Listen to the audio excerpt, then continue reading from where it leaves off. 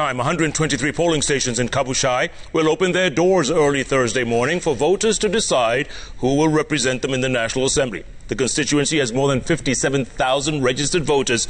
Our very own Nimrod Taabu is live right there in Kabuchai. Nimrod, good to see you. You've had a busy 24 hours. What's the latest on the ground there?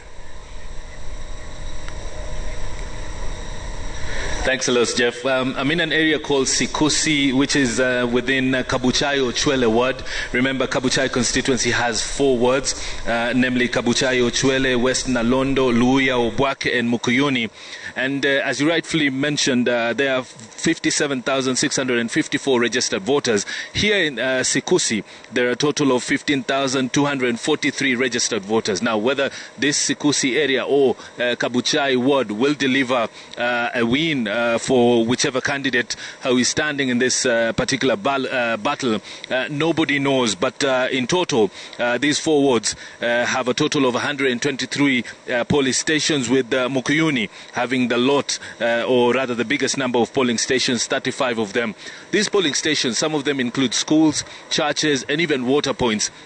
But I've just spoken to the returning officer who is in charge of this particular by-election, Benson Souza, and he tells me that they've instructed primary school kids not to go to school so that they can allow their voters to, cast their ballot. There'll be a lot of restrictions when it comes to the voters who get into these particular polling stations. First and foremost, apart from just, finding out whether your name is in the register, you would be required to also have a mask. Social distancing will be a requirement. So if you don't have a mask, unfortunately, a lot of these voters will not be allowed to come and vote. So this is particularly one of the things that, the IEBC officials here are insisting on. As far as the security is concerned, we're being told that there'll be about 300 police officers will be stationed in all these 123 polling stations.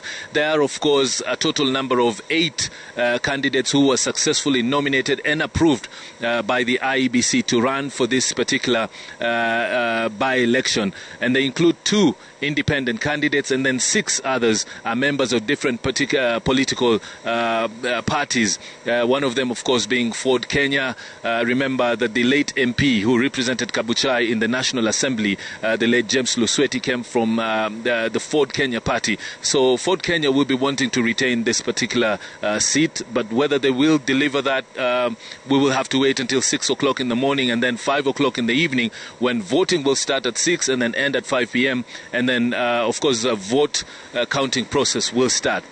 We're also being told that a couple of maybe I should say an hour and a half ago, we saw the ballot papers being taken out of this particular location, which is Bungoma Technical Training Institute, to various locations, the polling stations, and they included, they were being transported in public service vehicles where we had police officers in them, presiding officers, the ballot papers and the ballot boxes. So they'll be spending the night at these particular polling stations, just waiting for the first voters or all the voters who will be coming in to cast their ballot from around 6 o'clock in the morning. But I must add that from the 57,000 registered voters, it has become a norm that during by-elections, not all of them show up.